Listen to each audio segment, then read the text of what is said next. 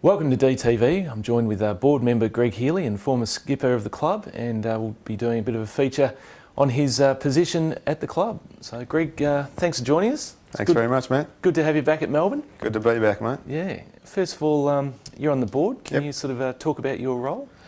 Yeah, my role is ostensibly to look after the footy side of the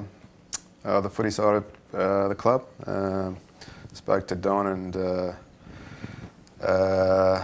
late Jimmy Steins over the last couple of years, and we both had interest in getting me back to give some representation to the board from a football side of things, and also some business acumen where I can help as well. And was happy to get back involved at the start of the year. Yeah. What sort of hours and sort of time frame do you have spending doing that each week? I wouldn't like to put a number of hours, but obviously, lots of phone calls and a few meetings here and there, and obviously talking to Mark and Neil and Don and Cameron and to all the stakeholders around the football side of things, and just communicating that, and I guess representing the football department at the board level. How have you found it so far since you've come back?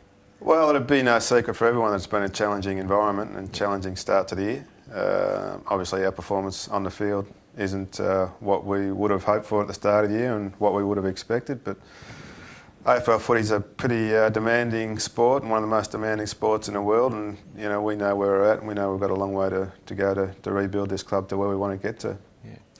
What about the two of the more important guys in the footy department now, with Mark Neal and Neil Craig? How are you finding they're going? Oh, I think they're absolute professionals to have back at our club. I think it was a real fillip for our club that Mark decided to join us as the senior coach, and then Neil Craig also decided to come along. Working with them has been, it's been a pleasure from my point of view. They're determined and they're tough, and they've been through the footy environment. They know what it takes to get success, and they know it just doesn't happen overnight, so they're committed to the long term as we are. Yeah. Was it much swaying from Jimmy and a few others to get you back, or was it a pretty easy decision in the end? And I always had the passion and commitment to come back and help out where I can, and that was never in question. It was just, as all of us old footballers that put out the pasture, we had other business side of things to take care of, and in my career I just couldn't really see that I could find the time over the last few years. But when I look at the example that, say, Jimmy showed us all over the last few years, and then Gary stepped into the helm last year, I mean, we just had to find the time. And when I spoke to the boys about what I could give, we thought we could work, so that's why I'm here today. Yeah.